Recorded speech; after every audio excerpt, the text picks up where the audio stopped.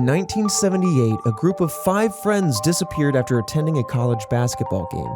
Months later, 4 of them were found to have died under mysterious circumstances, while the 5th was never seen again. Today we're going to dive into the theories surrounding this puzzling case and try to piece together what might have happened to the Yuba County Five. This is Red Web.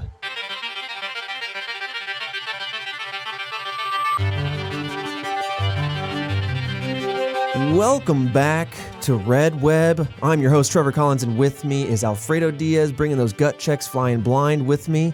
We have a part 2 on our hands. Now, hold on, don't click away, because this one's interesting. Now, I'm going to give you a quick synopsis if you didn't listen to last week's episode, so that way you can stay on board and know what's going on with this case. But if you want to hear all the details about this case, it's very interesting. I encourage you to listen to last week's episode where we go really into the details of the history and how this case unfolded, the search party, the investigation, etc. But today's going to be mostly focused on the theories because, man, are there a lot of thoughts to have around this one. Oh, sorry. Let me adjust my mic real quick. There it is. Oh. Well, a little baby was sitting there. A little baby was sitting there. He had to adjust his microphone.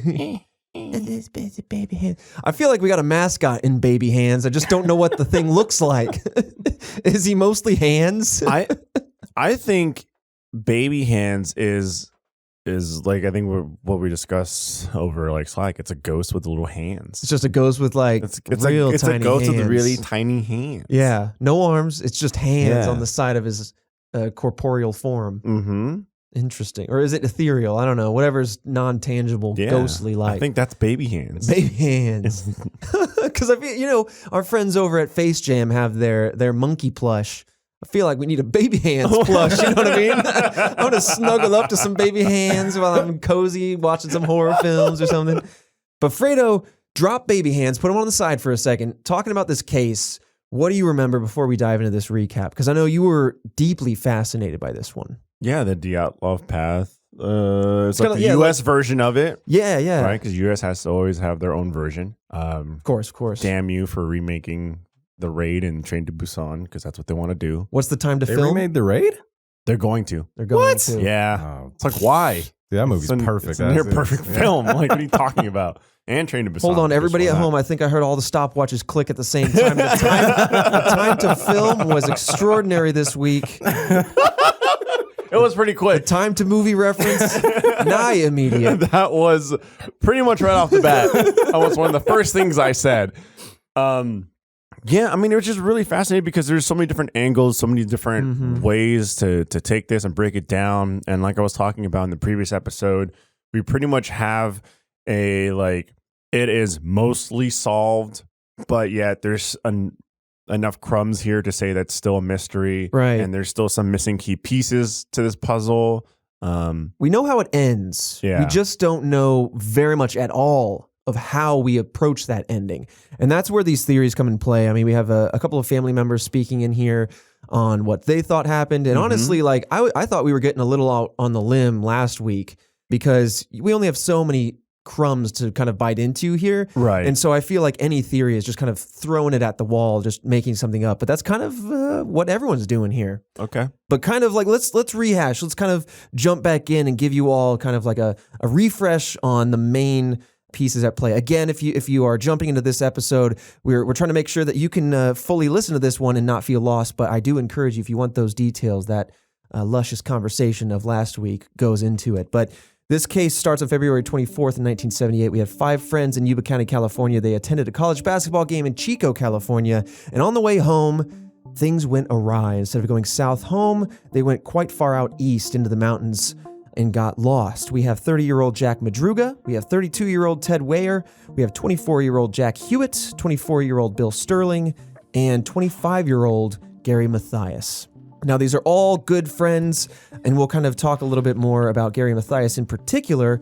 After the basketball game, like I mentioned, they went up into the mountains and were never seen again, at least not alive. Madruga's Montego was found about 70 miles from Chico, where the game was that they had attended, and it was near Plumas National Park. The car was in great condition. The snacks that they had bought at a gas station just prior were still kind of in there, wrappers and other things.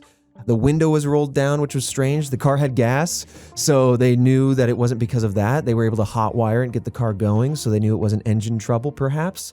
The boys were nowhere to be found. So off begins a search for the boys. And at some point, someone named Joseph Shawns came forward saying that they had seen the car that night. They had seen the boys, and they had seen also a couple other mysterious figures and a pickup truck. So we have a lot of other potential people in play here out in the wilderness. Specifically, a woman carrying a baby that didn't respond to his cries for help as he was having his own car and health troubles at the time. Yeah, not necessarily like, you say there's a ton of people there, but none of them came across as like, oh, maybe they like had something to do with it. Yeah, nothing really kind of raised an eyebrow too much. Yeah, it's like one of those things where it was like a story in itself, right? Yeah. The one guy by himself was he had his car stuck. His car got stuck. He tries to push it. Because he was out there. Yeah, he tries to push it. He's starting to have a heart attack. He's out there because he was just scoping out like locations for his family to camp in. Right. Weird. Then he's calling for help. Someone with a truck rolls up. People, woman, child, and they just get in, turn off the lights, back off. Mm-hmm. And so like it's this weird little like side story that's going off on the side. But oddly enough, and you think with a lot of these types of episodes and cases that we cover, anyone that's involved like this has something to do with the disappearance, but they really didn't seem to have anything to do with it at all. It didn't seem... It was more as like, hey, these are the people that possibly had a sighting of them, but them and themselves had their own weird experience. Right. Yeah, it definitely didn't seem like he might have... I mean, there's ways you can kind of conceive of this person being involved if you start to really look into what the family was saying with them ignoring a cry for help would be out of character. There's a lot of things that the parents were saying are in and out of character. And so really all you can do is kind of theorize, right? And your natural desire, as you said, is to kind of focus on the people that were involved. But other than that, other than the idea of theorizing around this guy, he just seems to be like another person, another kind of victim to the road. Stuck in the mountains, having a low-key heart attack, not, early symptoms of. And, kind of just stayed in his car to recover. And he ended up being there into the night where he then said he saw a lot of other activity. But after the search, we had other people saying that they were seeing these 5 men, including a red pickup truck. In Brownsville, there was a store where an employee said, hey, yeah, this red pickup truck rolled up. Some of them went to a payphone, 2 of them stayed in the car, and 1 came inside. When that was their sighting, and it was corroborated by the owner. But this was also like days after they first initially went missing. So it's like the weird thing that we kept discussing in the first part of the episode was the fact that like, okay, so they went there, got stuck, had no gear for camping or being out in the cold, then got into this random truck, this red pickup truck.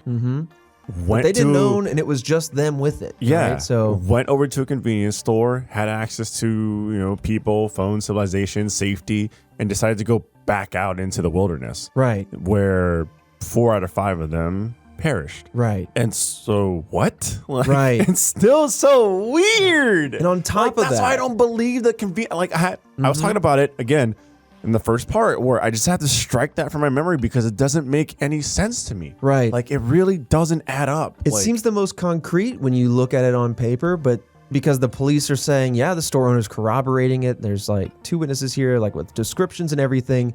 But yeah, as the case unfolds, you find that yes, the bodies were then found a few miles from where the car was supposed to be.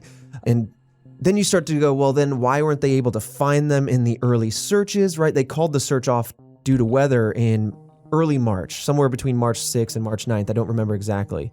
And that was kind of it. I mean, but then suddenly in June, near the beginning of June, some bikers were coming along. They noticed a broken window at one of these abandoned trailers in the area. They noticed a weird smell. So these bikers go over to check it out. They find the remains of someone. The police then look around the area. They find 3 others. Basically all but Matthias. Gary Matthias was found. And so then this is kind of leading us into now the theories as to, wait a minute, if they weren't that far away, why did the police and in their investigation not be able to find them? Yeah. So Did they have helicopters involved with this search? Yes. So how did they not? How far off was the trailers exactly? I know we have like maps now and everything like that, and because in my mind, this is a very visible kind of like structure site. Very close to each other when you look at a broad map. Let me see, because like it was a bit confusing, but when I look at the notes here, it says many sources, most of the sources that we could find say that the trailer was 19 miles from where the Montego was left. But there was a book that came out in 2020 that we're going to reference again today that was entitled Out of Bounds, that had author Drew Beeson, who wrote that. Now, he was saying if they went on foot and followed the roads, it would be more like 11 miles. And then if you really wanted the exact distance as the crow flies, so to speak, it would have been about 5.6 miles. So basically, we have a bit of a range here, which is kind of frustrating because I feel like this is something that should be locked in fact, but all that is to say is not super far. I mean, yes, it's a wooded area. Yes, it's like the wilderness, and so I don't mean to simplify such a task, but all things considered, it's interesting that that these nearby trailers weren't explored until some other motorcyclists kind of came through and happened upon them. Especially if you're flying around a copter. I mean, they might have been like, listen, they're abandoned, so why bother? But, you know. That's just such a misstep in my mind. So it's like the weather conditions were pretty harsh. So that just seems like an obvious thing to check and look into. Right. 100%, especially when you consider that these boys were not dressed for the weather. Yeah. But the last major piece of information to get you all back up to speed on this case is that the 4 bodies were found, 1 in these trailers, 1 up northeast a few miles away, and 2 just south of the trailers a few miles away. Weyer was the one found in the trailer. He had lost an estimated 80 pounds due to starvation and not being able to have sustenance at the time, and they were said to have lived for about 8 to 13 weeks. Now, this is such a range because they're only going off estimates, and it's really hard to tell, but they're going off beard growth because these men living in these trailers, would have let their beards grow. And one last strange piece of information, outside of the fact that they all died from either starvation and or exposure, or a combination, right, was that in this trailer, there were provisions and blankets and things of that nature. So it just seems strange that they would have continued to kind of make this their base and continued to go out. Someone left their shoes, but were found further away, kind of passed away to exposure. Like, why wouldn't they bring their shoes with them? Why wouldn't they get into the canned goods that were in this trailer? A lot of questions happening. But with that said, that kind of brings you all up to speed on this very mysterious case. And we're going to dive into the theories now. But before we do, I know we were kind of throwing a lot of theories at the wall. Fredo, do you have any that you remember that you wanted to talk about before we kind of get into it? Before that, I just have another thought, which is just, I mean, they drove up a trail and they parked on that trail. So, yeah, good point. So it was paved up into a point, and then they drove because it was plowed. There was a snow plow that had cleared it. But then past the paved point, the road continued, and it was rocky terrain. That's where they continued in a Montego, pretty low to the ground, but it was in perfect condition. So it seemed like whoever was driving was very careful. And early theories said that they got stuck in the snow. But why wouldn't they just travel back down the trail? It's a good question. Like, what was the factor? Like, I think the biggest question is, what was the factor that pushed them further in? Absolutely. That is the question, I think. Just walk the trail back. Yeah. Man, it's just crazy. I mean, I'm going to reference this map again. Now, we'll post this, I believe we did last week, but we'll post it at least now again on our Twitter page at RedWebPod so you can get an idea of the lay of the land. Because when I refer to Chico and Yuba County and Yuba City in particular, and then this mountain pass, most people aren't locals to the Sacramento area. So it's really hard to get an idea of just how far off this is from where they were meant to be going. It's almost a straight south route to get home. And I'll point to you now, Fredo, like they went probably halfway down towards home before they then went off the road and then started going pretty starkly northeast. Like equally north as they like traveled South. Like, so it's their insane. final destination ended up being almost straight east of Chico, out in the wilderness, rather than straight south, where their home and family and everything, their big game the next day that they were super stoked to do, that's where all that was. And so a lot of things out of character, but interestingly, and something we'll kind of talk about in the theories, there's a few things that seemed odd to us that were actually quite in character, and we'll kind of talk about perhaps why. But so we're going to start with the simplest one before we dive into what is probably the broadest and most potentially deep one. So the simplest explanation for what happened to the Yuba County Five is that they simply got lost. Now, I want to sidebar and say that only 2 of these 5 men had a driver's license, and they were driving Jack Madruga's Montego. I mean, he was very into his vehicle, very protective of it. But they also like this, going to college games and enjoying basketball was a passion of theirs. And it was very, per the parents, very out of their nature to not be coming straight back home. In fact, one of the other friends did not like staying away from home. Let it be overnight or out late, what have you, just didn't like to be off the plan. I know it's easy to say, like, simply got lost and then things kind of fell out of that way. But I think your question as far as why did they keep going down this path, whether they took a wrong turn or not, is the big question. Because one doesn't just get simply lost by driving down the main highway on the way home. I mean, they've taken this path many times. Yeah, it's just weird, right? Because then if you're saying that they got lost, then there's a couple factors there. Mm-hmm. Like if you're saying that they got lost and ended up at the park from the location that they started off in, then that's just weird because you got lost using going down the different highways and stuff like that. Like, and then decided to drive. Like, I'm sure the mountain area wasn't just like you were driving on a highway, now you're like on a mountain trail. Like, I'm sure it was very much like it splits off into its own thing and it has like signs, you know what I mean? Right. City signs and all that kind of stuff. Like, it's very clear that you're heading in that direction. Even then, you start heading in that direction, turn the heck around. Like, it's not where you want to go. Then the other half is just like, okay, like I said moments ago. So then at that point, they drove up the road, got stuck, and decided to keep going further in. If they went there, set up camp, even if it was like a mile away, half a mile away, or whatever it is from their vehicle, from the road, then I could see the whole loss factor. But I just don't see like what the motive is for that. Right.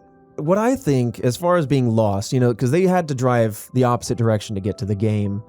In returning, it's dark, right? So I'm trying to think, I've been in unfortunate situations, even on very familiar roads, where I end up in an exit-only lane and off I have to go. I'm like, you know what? Whatever. I'm not going to risk my life or others to try to yoink it back on the street. I'm just going to take the exit and turn around. And so maybe that's what they were doing. That's what proponents of this theory kind of tend to think. They think perhaps, all right, we realize we're on the wrong road. Or maybe they didn't realize for quite some time because it's dark. But at some point, I can see, okay, well, let's just keep going until we can find an easy place to turn around. What year was this again? 78. February 1978. So it could be, they kept going. They're like, let's find a place to turn around, and it never came. It could be that they said, well, listen, I'm confident in my abilities to navigate, so why don't we just keep going until we find a southbound road, at which point I'll turn onto it, and we'll be good. And again, maybe that's something that never came. Thus, they unfortunately kept going and going. How long is this drive from like Chico to, they're from Yuba City? That's a good question. Christian's tapping away. Our man in the chair. But yeah, I mean, like Chico to Yuba City. From Chico to Yuba City is about an hour. So you're telling me they drove 30 minutes south, then got lost, started driving 30 minutes north, and within 30 minutes of driving north, there wasn't one available way to make a U-turn. That's assuming equal speed, right? I mean, yeah, because it's like it looks like they went equal distance. So what's the distance between the cities? I guess that'll help me convey. From Chico to Yuba City, it's about 46 miles. Okay. So more or less, they went half that, 23 miles toward Yuba City, ended up on a different eastbound road, which then went northeast, probably roughly 23 miles again. And that's all just visually speaking, it looks about equidistant. With all the twists and turns, it's probably more like 30, but yeah, it's basically what happened. 30 miles, not one way to turn around. Yeah. So maybe like unless you want to believe that they didn't realize till way late. Yeah, I don't know. I'm just, this is certainly a theory. I'm just struggling to find the reality in just like the lost, just getting lost and like having this be then after that a comedy of errors, right? And then an unfortunate one at that. I might have forgotten this information, but have they driven this route before? They had at least driven it up to the game. But I believe because this was their favorite college team, right? That they had done this before. But yeah, it was never concretely said one way or the other, but like Trevor said, it's almost safe to assume that they've driven that route before. Yeah, because for them, ball is life, and this is like their favorite team. You know what I'm saying? So yeah, man. I don't know. That's a tough pill to swallow. Yeah. Well, let's see if this helps. I'm gonna dive back into the theory because like I don't want to cloud my own judgment with my own opinions, but so at this point, if they were to somehow, however way, end up on this new path, whether purposefully or inadvertently, and they got lost and deep into this unfamiliar territory, it could have been that they were unsure of what to do due to the stress of the situation, and the harsh cold only kind of exacerbated the situation, making it a very kind of stressful and worrisome time. Now, with all the things in play, the parents have kind of come forward and said, this, that, and the other don't seem in character for these 5 men. However, when the police were talking to the parents had said that a lot of their decision-making wasn't surprising. For example, the not pushing the car out of the snow, the not utilizing the provisions in the Forest Service trailer. These are things that the parents are saying are in line with some of their decision making. Now, one can only then extrapolate from that and say, well, maybe then there is or was an inclination to exacerbate a getting lost situation because of that. But again, that's only guesswork, right? Yeah. Now, the police in particular believe that they have been following the tracks left by the snowplow and tried to find help and eventually grew tired and succumbed to exposure. So that's another interesting idea here, is if they did end up off this wrong path and they somehow got turned around not knowing, did we go left? Did we go right? Did we come from left, come from right, whatever? They said, well, at least follow the snowplow, right? Because that will invariably take you to summit. Like either end of that track is going to take you to civilization. It's just unfortunate that in this particular case, if you go down a cul-de-sac, eventually that snowplow has to turn around. So if you follow it the wrong way, you could end up at a dead end, which is kind of what happened. But at this point in the theory, it's where we start to really look at some of the smaller things that kind of led a lot of people to theorize that foul play might be in play with regards to this case, that it wasn't just getting lost alone, but instead that there might have been other parties involved. And that's where we really I feel like you end up storytelling a little bit because again, there's just so few things to try to grasp onto. Madruga's mother, Madruga again was the one who owned the vehicle, said that it was out of character for her son to leave the car window open because that's not something that he would do. And he didn't have the knowledge of the road or the skill of driving with which to get the car to where it was completely unscathed. Remember, that was a big thing, was that the car was, it's a pretty low riding car, not built for this terrain, very rocky road, but to have it completely unscathed. Full car, fully loaded, full of guys. And he also didn't like camping, so he had no experience in this particular area.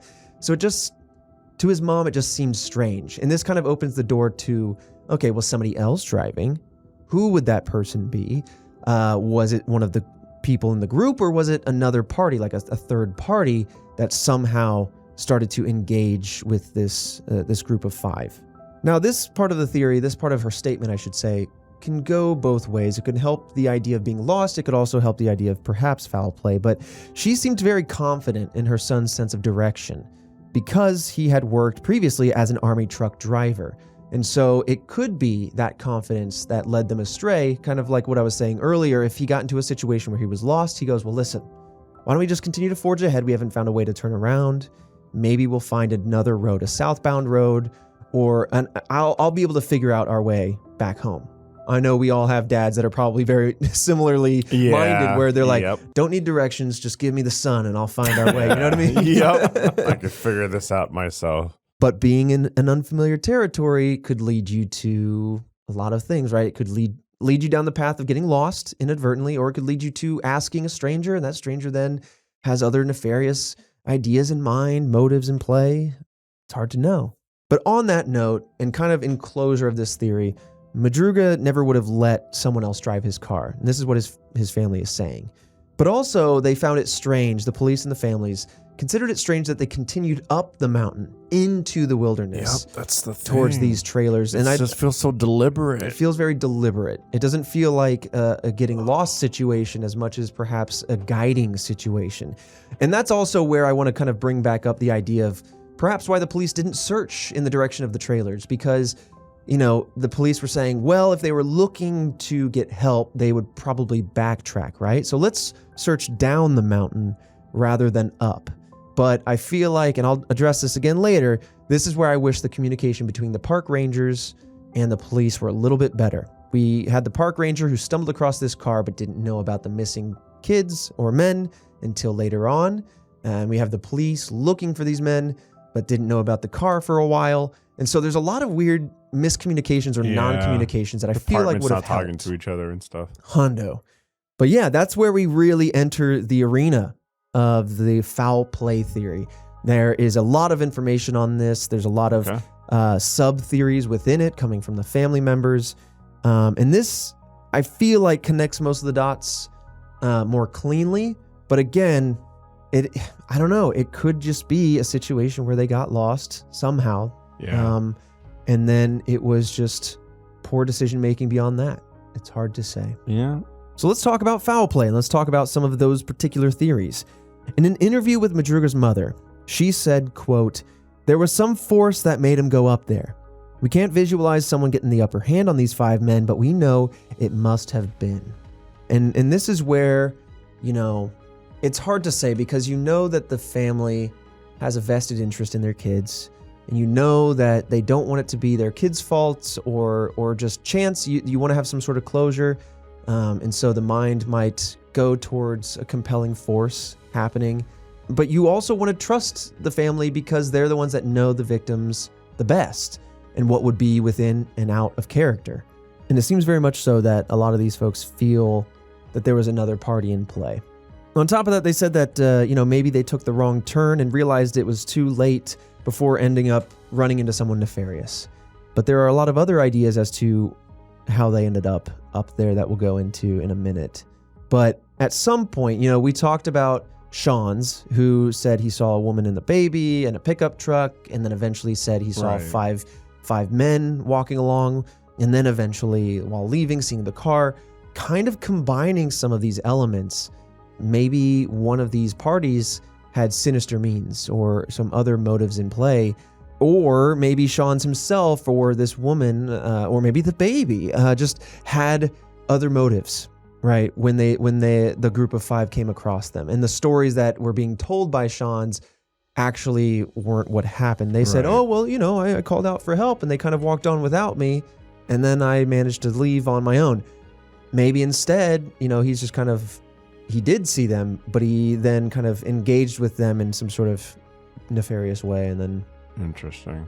And then when the cops asked him, he was like, "Oh no, I saw someone else up there." And then then they ignored me, and then now I'm just here, little old victim myself. Yeah, him by himself playing the victim role. I feel like, though, wouldn't you be able to? I doubt they'd check it, but medically check if someone. There'd be signs, right? If someone was having a heart attack or build up towards a heart attack, I feel like there'd be some signs, like physically. Or like you can run some tests to see. I mean, you could put the man on a treadmill or make him push a car again and see if you really. So you start struggling. Yeah. But I don't know. That's a good question. Turns out we're not doctors. Christian, do you know? I'm trying to think how I would even look that up. I mean, I guess we talked in the first episode about the broader symptoms of a heart attack. But yeah, is there a way to see if your body was actually experiencing one? Mm-hmm. Yeah. If your body's now at its normal. Right. Other than like getting a physical and maybe getting a cardiogram or taking inventory of your heart. Yeah, which I'm saying, like, they wouldn't do all of that. But it's also worth noting, now that you've got me thinking about that, because we looked up those symptoms, and because we were like, okay, well, some people were wondering if Sean's was perhaps delusional given his state. And that was one of the symptoms of a heart attack, is that you have some confusion and delusion going on. Yep. And so that's what kind of draws into question his story. And it also could draw into question, if he did actually interact with these men and he was out of character because of the situation he was in, something went down, I don't know. My mind's spiraling. I got to get back on the rails here. But I guess what really comes into play for me is that these guys were alive for what they estimated were several weeks before then succumbing. So then, how does that play into someone's foul play, or maybe he pushed them towards being lost? That's what I'm saying. Nothing really fits. Yeah, even remotely perfectly. Right. All right, so I was doing a little looking, and according to the American Heart Association, an MRI can show tissue damage from a previous heart attack. Interesting. As well as EKGs, although less accurate, and then blood tests. So it is possible. Well, can we trust them? The American Heart Association, can we trust them? Can they be trusted? We don't quite know. Are they involved with the owls?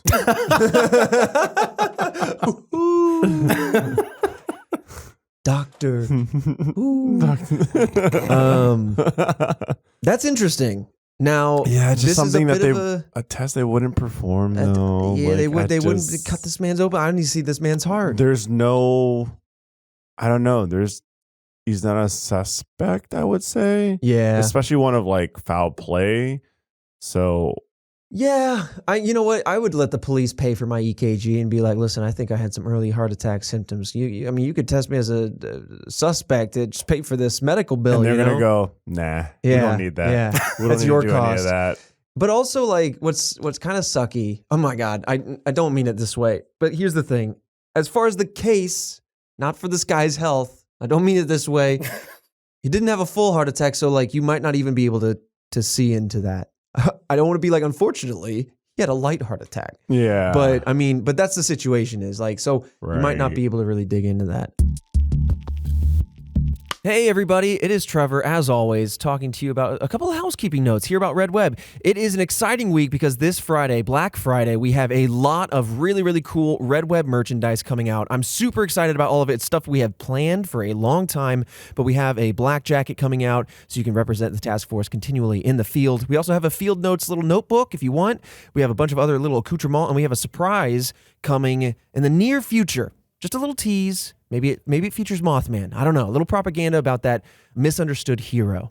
But if you want to support the task force, you can go to store.roosterteeth.com, search Red Web, and that is how you can get all that merchandise and support the show. Become a member of the task force. With some of that housekeeping out of the way, I want to talk about some of our fantastic sponsors for this episode. This episode of Red Web is sponsored by BetterHelp Online Therapy. Is there something interfering with your happiness or preventing you from achieving your goals? That's where therapy can really make a difference. BetterHelp will assess your needs and match you with your own licensed professional therapist. It's not a crisis line or self-help. It's professional therapy done securely online. BetterHelp offers a broad range of expertise that might not be available locally to you, and their service is available worldwide. BetterHelp is customized online therapy that offers video, phone, and live chat sessions with your therapist. It's much more affordable than in-person therapy, and you can start communicating with your therapist in under 48 hours. Why invest in everything else and not your mind? You know what I'm talking about? This podcast is sponsored by BetterHelp Online Therapy, and Task Force members can get 10% off their first month at betterhelp.com/redweb. That's BETTERHELP.com/redweb. This episode of Red Web is also sponsored by Raycon. Is everyone getting ready for the holiday spirit? I know I am, because holiday shopping season is right around the corner, and you're probably already on your heels like I am every single year. But now is the perfect time to save on Raycon earbuds. I actually have a pair of Raycon earbuds, and I use those when I go on my runs and on my walks. They're nice and snug and low profile, so you don't look like a goober, but they come in a whole bunch of different shapes and sizes for those varying size of ear holes that you might have. I like the large gel tips, which is nice and comfortable and keeps all the car noise out of my ear when I'm trying to just focus on my podcast. You know what I mean? But with seamless Bluetooth pairing and comfortable noise-isolating fits, you can start listening right away and keep listening for hours. The audio quality is amazing, comparable to what you get from other premium brands, except, hey, Raycon starts at half the price. And Raycon offers 8 hours of playtime and a 32-hour battery life.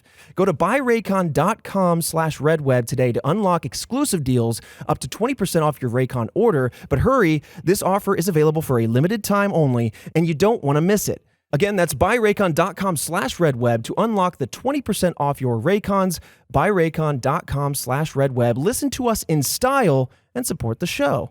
All right, and with that said, let's dive right back into the mystery. Okay, so let me jump back on the rails here with this foul play theory. The theory continues to say stuff like, if they took a wrong turn, maybe they realized too late before running into someone nefarious. And the five could have run into the woman with the baby. They could have run into Sean's himself or any number of people up this path, right? Because it's not too far from a campground. And maybe they did try to ask for help before then either being abducted, or maybe they saw something that they shouldn't have seen.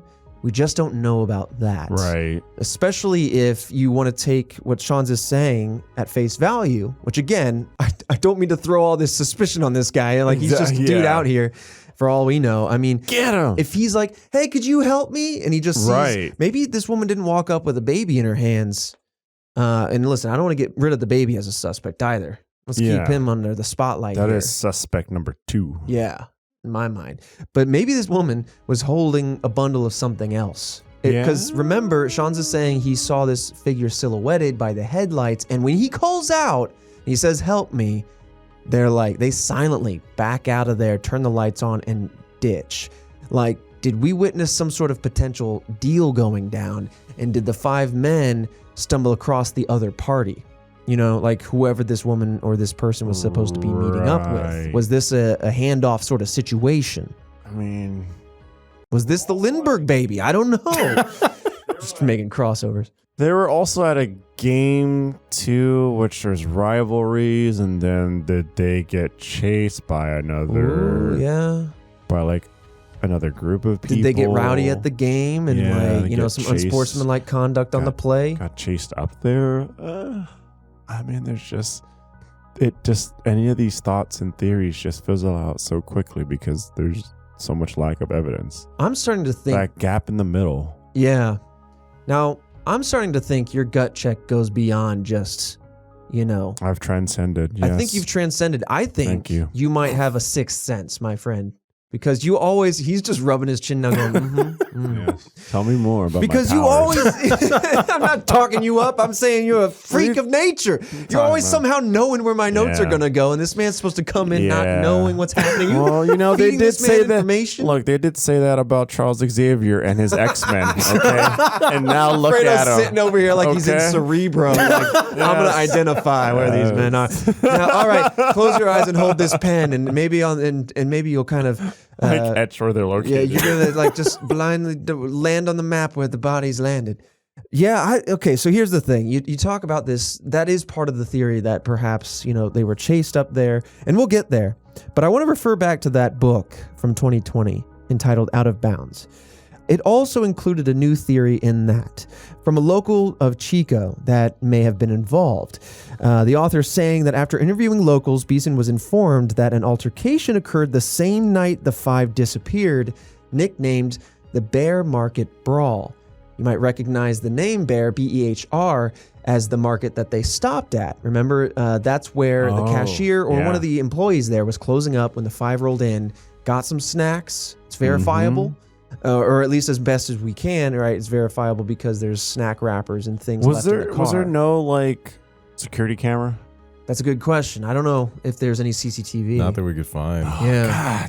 God, of course there wasn't anything we could find. Of course! Right. Well, it's the past, They haven't figured out cell phones yet. Not really. Yeah, not really. Maybe they had or technology, right? I think they just have surveillance cameras that re-record over the same tape. And so... Damn it. But this being such a new theory, I guess it wasn't chased down or anything. But it's possible that the 5 men might have been involved in this scuffle, and it could have led to their disappearance. They could have been followed by somebody in a red truck, this pickup truck, maybe, I don't know.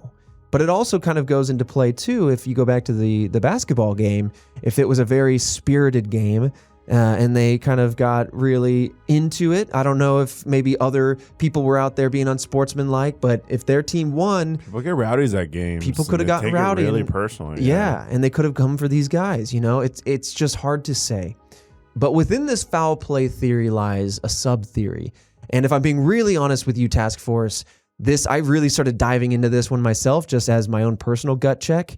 around Gary Mathias and kind of his situation. And we did remove it from part 1 because this is in the theories section and I really started going off the rails, but it's interesting. So let me kind of outline it for you and see what your thoughts are, Fredo. So many people theorize that Gary Mathias was somehow involved in the disappearance. It's worth noting that Mathias is the only person of the group not to be found, and also the only person other than Madruga that had a driver's license. So maybe this guy was the one driving. Let's see. He also was the only person of the group without a cognitive or learning disability. If you recall, we kind of talked about that a little bit in the first episode. Instead, Mathias developed an addiction and schizophrenia during his time in the army, which had some points, caused him to have violent outbursts. It's also worth noting that he had in fact had many run-ins with the law and was the newest member of this friend group. So it offers you, a few holes to poke through. Yeah, it really with regards does. to, did he lead them astray? They don't know him Was as he well. involved? They don't know him for as long. Although this hasn't been brought to the table here. The bodies were found, 4 of them out of the 5. The 5 being, the 5th being Madruga's, for those never found. Doesn't seem like there was any reports of wounds or bruises or broken bones. Right. They were all determined to have succumbed to exposure or starvation or a combination therein. Which, I'd say that I would ever do this, but putting myself in a situation like this and be like, if I wanted to get rid of these people, you could just force them out into the weather conditions. It's true. It's a big gamble, but Yeah. you get rid of someone without necessarily getting your hands dirty. Right. Like maybe he led them deeper into the woods. Maybe he's the one that led them up the path. I don't know. Well, I'll continue reading from here, but there's one note I want to say before I give a proper disclaimer that is owed. In 2019, Sacramento Bee article revealed previously unreported violent crimes, but Mathias's family responded and felt the stories were skewed in order to fit this narrative that Mathias killed the other 4 men. Now, here's the thing. I don't want to sit here and vilify schizophrenia. I don't want anyone to misunderstand that that's what's happening here. I am outlining the theory as it is out there, right? With all the facts and information.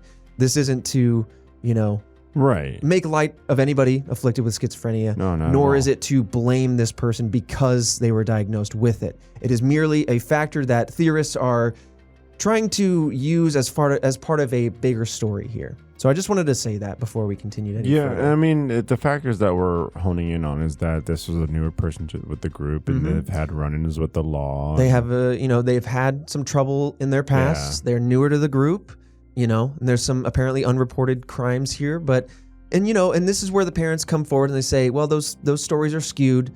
There could be bias in play, but also again, I believe it, right? News articles are built for clicks these days or built for buying papers, right? Yeah. So that's how you get those sensationalized headlines. Yeah, you get a catchy headline and people go, I need to read about this story. Right. But let's talk more about the parents here because I think this is very much worth noting as a counterpoint to what we've kind of started to lay the groundwork for. So Mathias's parents and counselor confirmed that he had been taking his medications very diligently for the previous 2 years, and during that time he had not had any episodes publicly or privately and was considered, quote, one of our sterling success cases, to quote his doctor, or one of his doctors.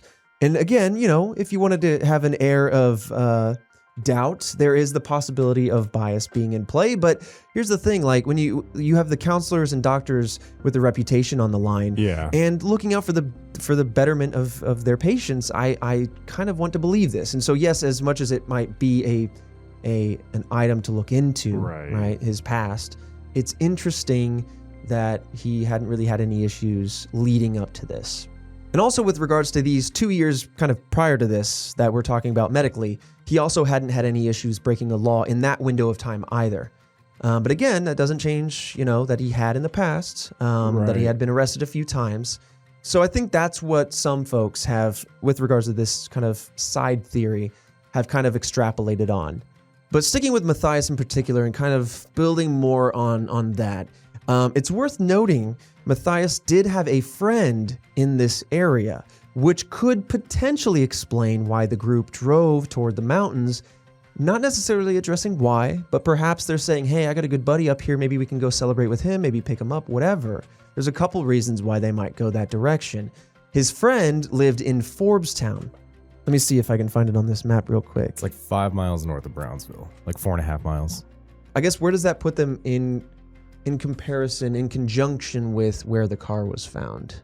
So Forbestown would be further south than where the car was found and the bodies were found. I can get an exact distance if you'd like. Maybe like a rough distance if you don't mind. But yeah, I guess while Christian looks that up, his friend lived in Forbestown, and maybe that's where they were headed. And along the way, because this would be an unfamiliar route as opposed to going up to the basketball game, they might have taken a wrong exit without realizing it on their way to see him, especially it being so late in the night and potentially very dark. I don't know what the streetlight situation is, but when you're far removed from society, it gets real dark out there. Ooh, okay. Now there's possible motive and reasoning as to why they went that direction. Right. Doesn't have to be sinister. It just, just need a nugget. Just need a nugget. And that's what that is. We got ourselves a whole 6-piece right here, perhaps. Oh, now, this is what opens the door to Matthias being the one driving. Remember, he was the only other one of the group that had a driver's license, and therefore maybe that could address why the window was down,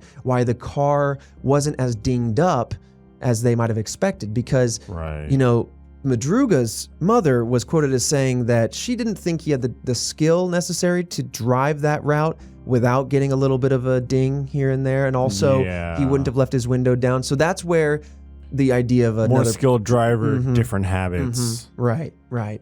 But others believe that Matthias and this supposed friend, or maybe just the friend on their own, had ulterior motives for leading the group into the mountains. So now we start to kind of, I don't know. Occam's razor says, well, maybe they're just going to see the friend because. Yeah. But I mean, if you want to kind of get sinister with it, maybe they did. Now, this is where I want to pause for a second and start to reflect, and Christian, I know you're looking at the distance, so we can kind of come back to that for a second. I just found it, actually. It's a very rough estimate, roughly 50 miles. Roughly 50 miles. Forbestown to where the car was found. Okay, so they're quite a ways That's a good chunk off, yeah. And so that also, okay. Yeah, my mental map is getting a little rough around the edges. But another question for you, Christian, is did the police ever kind of pursue questioning with this friend up in Forbestown? Did they talk to them? Did they because again, if Gary Matthias is not found and people are theorizing, and that's not enough to get a search warrant or anything, but if people are found dead and there's potential foul play in play here and Gary's missing, why wouldn't they go to see this friend? Is he laying low there? Or does the friend know anything? Right. Were you expecting them? You got to start scratching some of the, pulling on some of these threads, Oh, it's also very interesting. Right.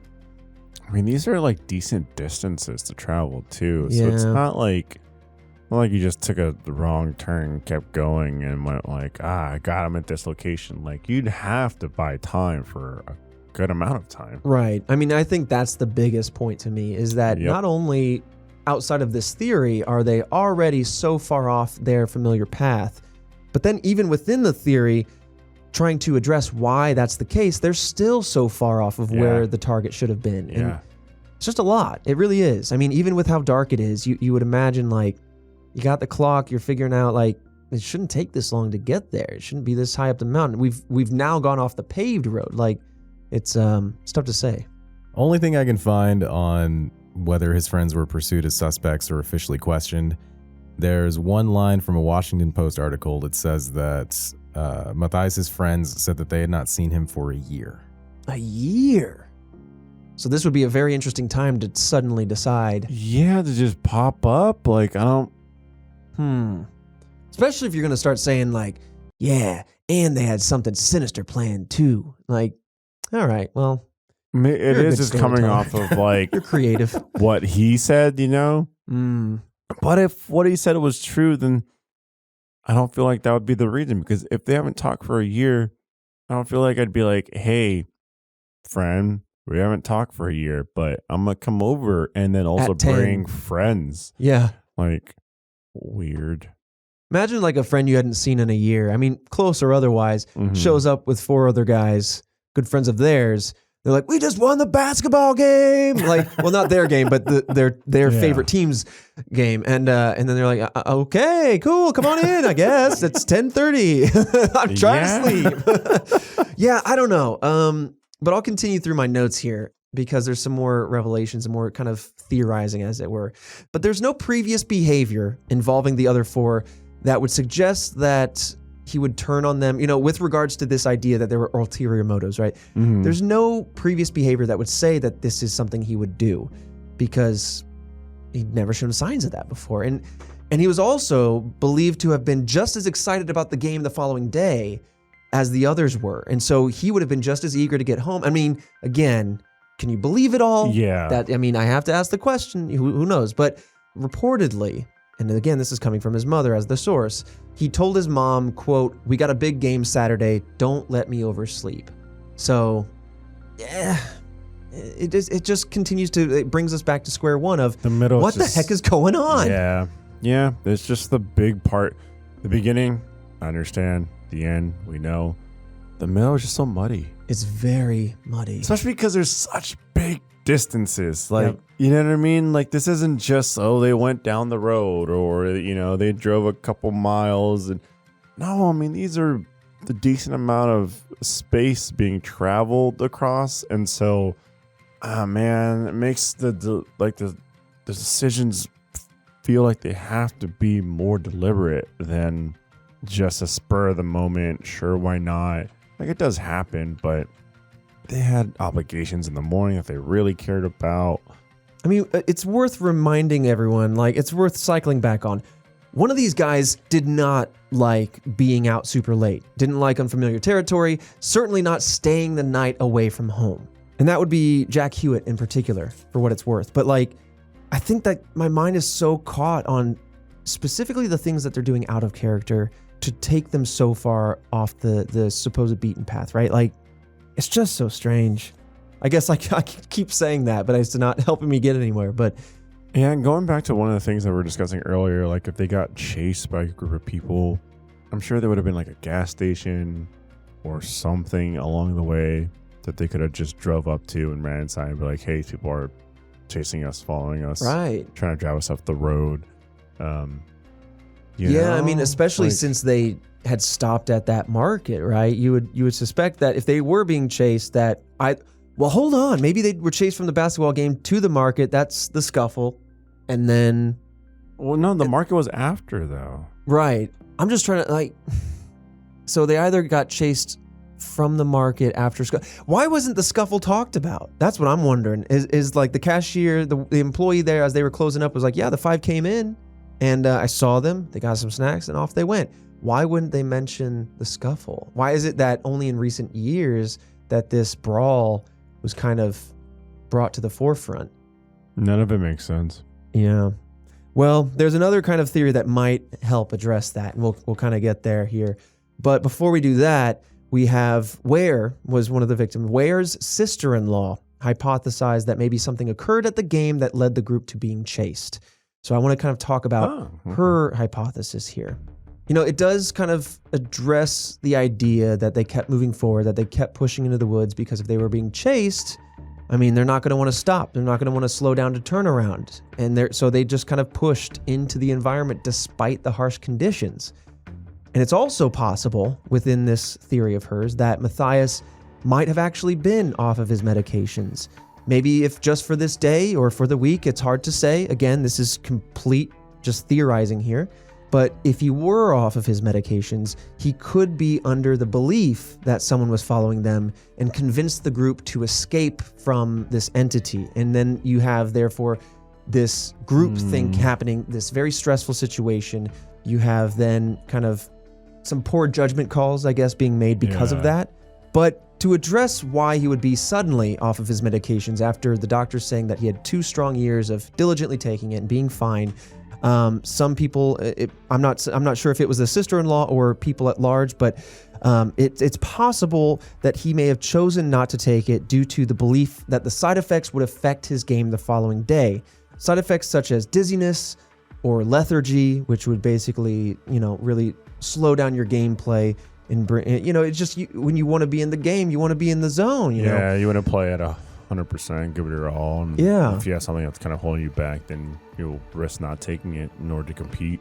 Sure. And I mean, so like, again, another kind of thing that is worth kind of thinking about. Sure, they've been in games together before. They're all super passionate about the games that they play. But in this particular instance, this is their road to the Special Olympics. So maybe in this high stress, high pressure kind of situation, he decides to do something out of the norm. Right. And I can see that, I can understand that. But again, that's just something we can't know because there's no body to do blood work on. No way. We just don't know. And that was the one body that we haven't found too. Right. Like, that was also the guy whose shoes were found in the trailer. Yeah. So where his body was. I mean, regardless of how anyone else have missing shoes? I don't think anything had specified from what we had seen. Yeah, so it's possible that, regardless of what happened, and this is just me really shooting at the moon here, but regardless of how things shook out, medicated or not, if they all ended up in this cabin, this trailer, for weeks, it is very likely that he would have ran out of doses, right? He would have ran out of his ability to stay medicated, and it could have only spiraled the situation, which didn't need to start nefariously or sinisterly. It didn't need to start with some sort of ulterior motives, as morbid but fascinating as those theories could be. It could just be that, this is how the cookie crumbled, and then it spiraled out of control from there. And also what could address him not being found is that this is the wilderness, right? These bodies, or at least one of them, was messed with by wildlife, and so it could be that's why he wasn't found. I think them being out over at these trailers and whatnot, I feel like I can wrap my head around that. Mm-hmm. And I mean, I think it's pretty much solved at that point where they succumb to the weather. Mm-hmm. But the reasoning, right? Yeah. Like, even then, even if you're just like, okay, it wasn't a medication thing until during the time where they were in this area, there's still no like evidence of broken bones or bruises or foul play, like physically. Mm-hmm.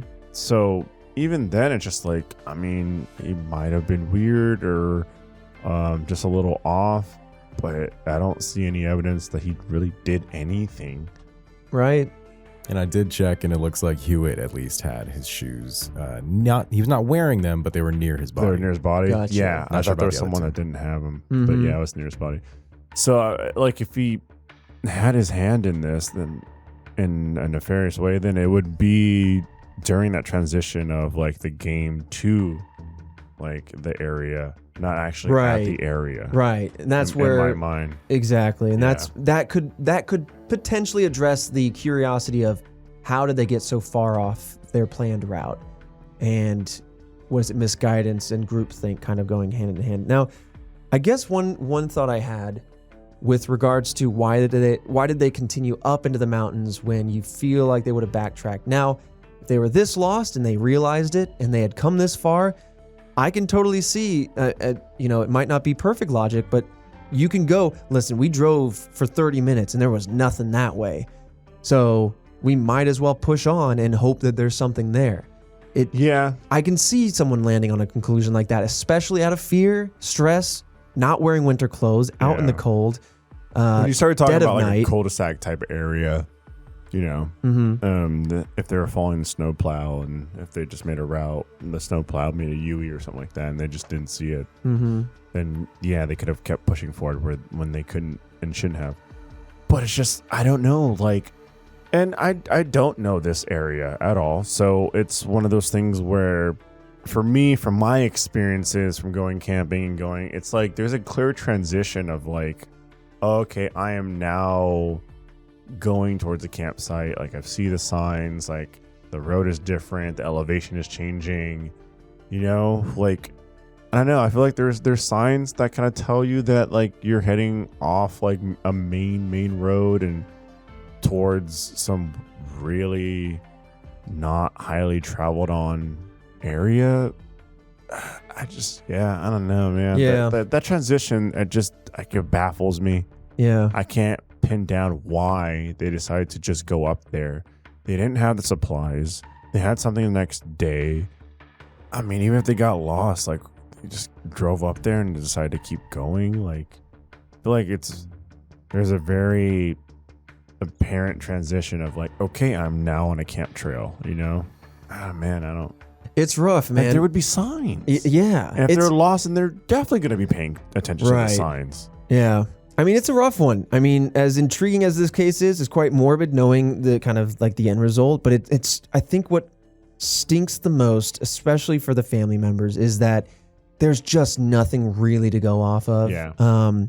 But with that said, I kind of want to read, I think I'll do it in its entirety. There's a letter here from some of the family members of the missing men. Now, while they were suspicious of Matthias, some of them anyway, the parents still joined together to publish a letter 1 year after the disappearance. And I want to read that now because I think it is interesting and it opens up one last thought that I kind of want to close on. But I'll read that in its entirety here. Quote, "Still one missing, still a reward. Editor, does it seem as long as a year ago, February 24th, 1978, when 5 young men, Ted Weyer, Bill Sterling, Jack Madruga, Jackie Hewitt, and Gary Matthias, disappeared from our area? To all the parents and families of each, it has been longer, a lifetime. Each of us has had a share of fear, pain, and sorrow, but we've received a lot of sympathy and love from friends and even people we've never had the opportunity of meeting personally. Please let us say thank you to all the people who gave their time, work, and efforts for the recovery of the 4 who were found. Also, let this be a reminder to all that one Gary Matthias has never been located. Please don't stop looking or let time dim your memories of the men who lived in your midst the majority of their lives. There is still a reward fund being held at a local bank, and it will remain there until all 5 men are accounted for. A lot of questions have never been answered and possibly never will. Why were they in the area where they were found? Was someone chasing them? Who was in the pickup seen parked behind their car? Why did they leave the car and wander off into the snow when they could have easily driven back down the same road they drove in on? The car was not stuck in the snow as was reported. They each had some problems, but stupidity certainly was not one of them. Why did Butte County Sheriff's Department refuse the help of the forest rangers to go to the trailer camp with snowmobiles in March? At least one, and maybe others, may have been rescued at that time. Questions but no answers, bitterness some, anger sometimes, bewilderment always. When your son leaves home with friends to go to a basketball game, do you always put your arms around him, give him a kiss, remind him how much you love him? You really should. He may never come back to you. Signed, Robert L. Clough, Ida M. Clough, Imogen Weyer, Jack C. Hewitt, Sarah M. Hewitt, Jim and Juanita Sterling. And that's the end of the letter. Now, as you kind of caught on at the very end, there's a bit of, skepticism thrown out there towards the police. Yeah. And we kind of dabbled with that a little bit. But this letter suggests that the police didn't look as hard for their sons as they could have. Perhaps it was due to some sort of prejudice for their disabilities, but others wonder if there could have been a cover-up since they didn't accept the help of the forest rangers or check the trailer that was so close. They didn't check that earlier. In fact, they didn't check it until somebody else found them, right? Inadvertently. And so, was this a mishandling? And so they tried to sweep it under the rug. Was it a forest rangers versus police sort of intermingling, like kind of rivalry for funding, or I don't know. But it really is kind of worth mentioning that was something that was on the parents' minds. Yeah, I mean, just to play both sides, I feel like if my child was missing in the woods and the police went and looked, I most likely would come out of it just feeling like they didn't look hard enough. It's just that feeling of just like throw everything at it, and they're not, obviously they're not, right? They're not going to throw 50 helicopters and like 1,000 people. They're not going to be out there looking for as long as I want to look, etc. The weather conditions were dangerous. You have to admit that. That's why they called it off, and they went with what logic dictated to them, which was that they would go down the mountain. So it's easy to kind of look back and be like, well, you should have known maybe this is where they were. So it's unfortunate that they were so close, but also to play devil's advocate too, it's true that like they could have used the snowmobiles and the help of the park rangers or the forest rangers to kind of look up in this direction if they had otherwise had reason to think that they should look that direction.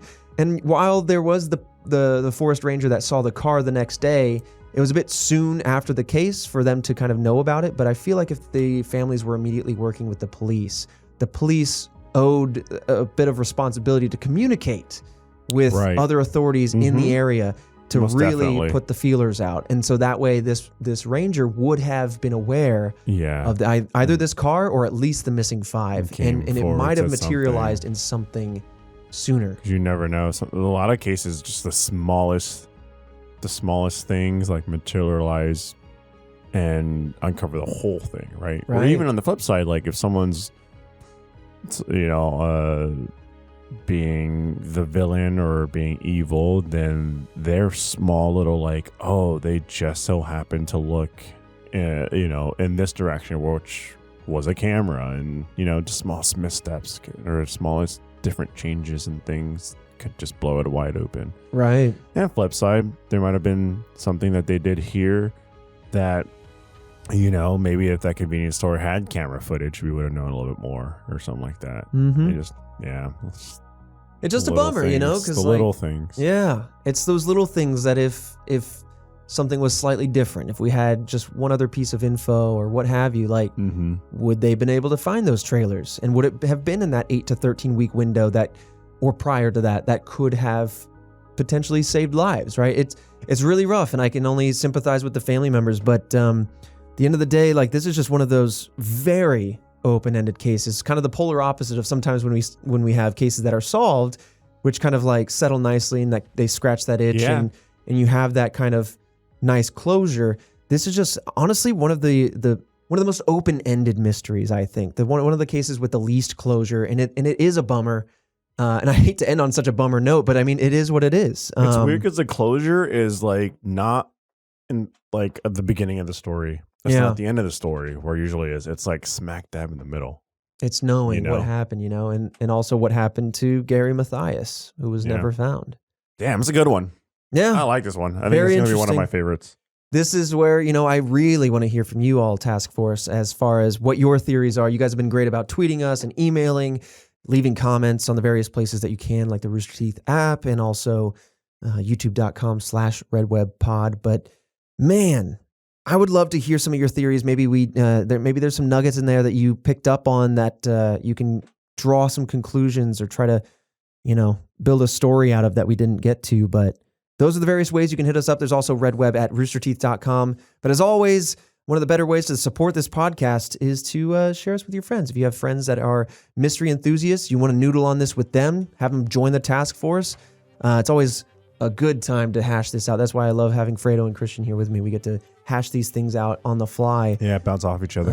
But yeah, expand that task force, talk to your friends, see if they can help you figure out some of these cases. But otherwise, we'll see you right back here next Monday for another fascinating mystery. And be on the lookout for baby hands. It's not Baby large. hands is out there. Always at large and at small. At small. Very. Very tiny hands.